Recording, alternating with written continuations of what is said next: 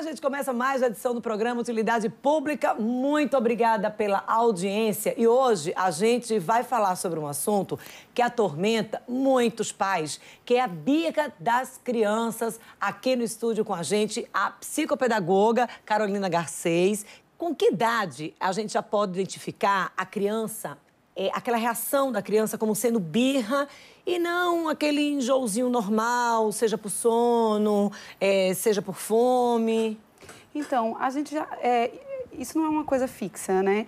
Desde bebê, você já pode observar certos comportamentos de birra. A partir mais ou menos de 7, 8 meses, você já consegue perceber quando o bebê está fazendo um choro ou uma atitude de irritação porque ele quer algo, né?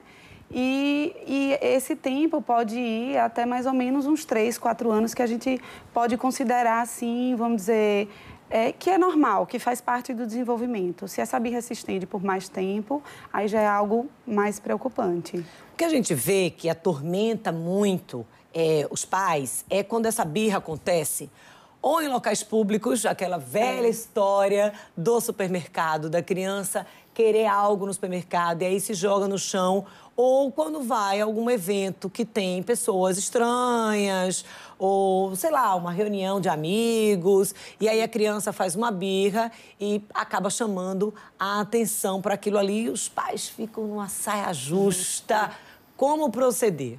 Então, aí como a gente orienta, né? Lá no Nosso Ninho, o berçário Nosso Ninho, a gente recebe muitos pais com essas questões também, eu no consultório. E como proceder? Primeiro, você tem que ver o porquê aquela birra se originou, né? E talvez até indicaria, antes disso, acolher aquele momento. Porque a partir do acolhimento do momento, você vai conseguir serenar a sua mente e dizer assim, pronto, eu tenho que acolher esse momento e aí pensar de uma maneira lógica. Então, assim, eu acolheria, né, e eu identificaria o que foi que gerou aquela birra, né? Porque, geralmente, a birra é um pedido de socorro, é uma comunicação... Chama atenção, de chamar muitas atenção. vezes. Então, ela está pedindo algo que ela não está conseguindo expressar e comunicar verbalmente. E, a partir da causa daquela birra, você vai atuar com uma atitude que seja condizente com essa origem, né, da birra.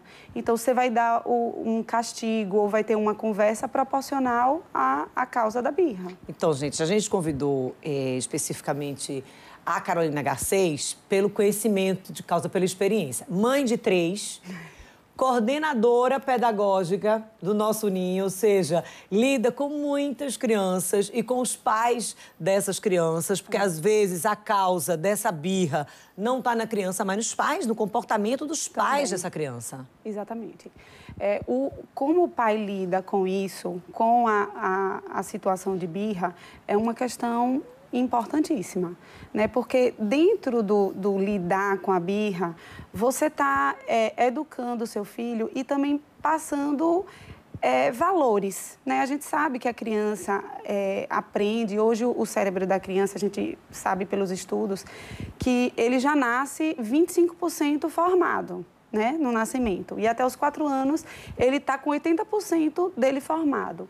Então, o que é que vai estimular ele? As experiências. Então, as experiências de como proceder nas situações de birra vai modelar como a criança vai lidar com essas situações de frustração. Porque a birra é isso, é você se deparar com a dificuldade e ficar frustrada. E sua emoção vir à tona, mas que você precisa de uma maneira... lógica, vamos dizer assim, né? Você precisa usar suas funções superiores, que seriam o raciocínio mesmo em si, comumente falando, para atuar, para achar uma solução para aquela situação. Então, como o pai vai conduzir, se existe a compreensão da fase do desenvolvimento infantil, o pai precisa ter essa compreensão, que é uma resposta que a criança dá normal do desenvolvimento, faz parte do desenvolvimento dela, e utilizar daquele momento como uma situação ensinável, né? Ali é um momento de aprendizado, né? Você vai aproveitar daquela situação para ensinar algo a seu filho, ensinar como lidar com a frustração, como assim, encontrar respostas mesmo para aquele problema, né? E vai ensinar seu filho, através dessa busca, né, de como você lida, vai ensinar os valores que você tem como pessoa e como família com o seu companheiro ou sua companheira. Né? Então, assim, realmente, a condução dos pais é um fator fundamental. Né? E aí, quando a gente fala na condução dos pais, gente, a gente está falando no comportamento e na reação desse pai, dessa mãe, desse avô, dessa avó, de quem quer que esteja acompanhando aquela criança, naquele momento, vai fazer toda a diferença. Ou seja, você vai repreender na hora, será que aquilo ali não vai acabar piorando a situação? Você vai... O que você deve fazer? Distrai a criança? Como você pode distrair a criança? Ou seja, dicas práticas de como conduzir esse processo na hora mesmo da confusão. A gente vai falar daqui a pouco, depois do intervalo, 2 minutinhos, a gente volta.